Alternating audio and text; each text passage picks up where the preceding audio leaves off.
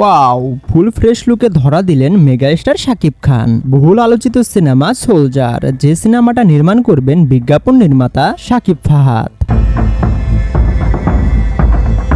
তো কয়েকদিন আগে এই সিনেমার 34 সেকেন্ডের একটা গ্লিমস ঝড় তুলে দিয়েছিল সোশ্যাল মিডিয়ায়। যে গ্লিমসটাতে মেগাস্টার শাকিব খানকে এক ঝলক দেখানো হয়েছে।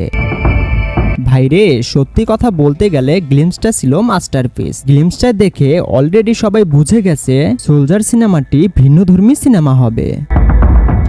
তো কিছুক্ষণ আগে এই সিনেমার ফার্স্ট লুক পোস্টার পাবলিশ করা হয়েছে, যেখানে আমাদের মেগাস্টার শাকিব খানের লুকটা ছিল দেখার মতো। চুলের কাটিং, গোফের স্টাইল, জাস্ট ওয়াও। এমন লুকে মেগাস্টার শাকিব খানকে আগে কখনো দেখা যায়নি। তো এই সিনেমাতে মেগাস্টার শাকিব খানের বিপরীতে দেখা যাবে দুজন নায়িকাকে।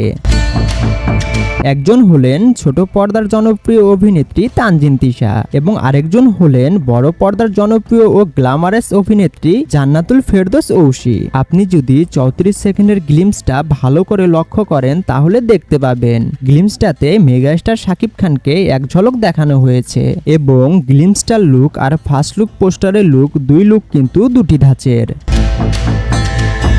তো গ্লিমসটার লুক দেখে আর ফার্স্ট লুক পোস্টার দেখে যতটুকু মনে হচ্ছে এই সিনেমাতে মেগাস্টার শাকিব খানকে দুটি বা এর অধিক লুকে আমরা সোলজার সিনেমাতে দেখতে পাবো। তবে যাই বলুন না কেন, আমাদের মেগাস্টার শাকিব খানকে সব লুকেই বেশ ভালোই মানায়। তো আপনার কাছে গ্লিমসের লুক আর ফার্স্ট লুক পোস্টারের লুক কোন লুকটি বেশি ভালো লেগেছে অবশ্যই কমেন্ট করে জানাবেন। আর আপনি যদি আমাদের চ্যানেলে নতুন হয়ে থাকেন তাহলে চ্যানেলটি সাবস্ক্রাইব করে আমাদের পাশেই থাকবেন। সকলেই ভালো থাকবেন, সুস্থ থাকবেন। আল্লাহ হাফেজ।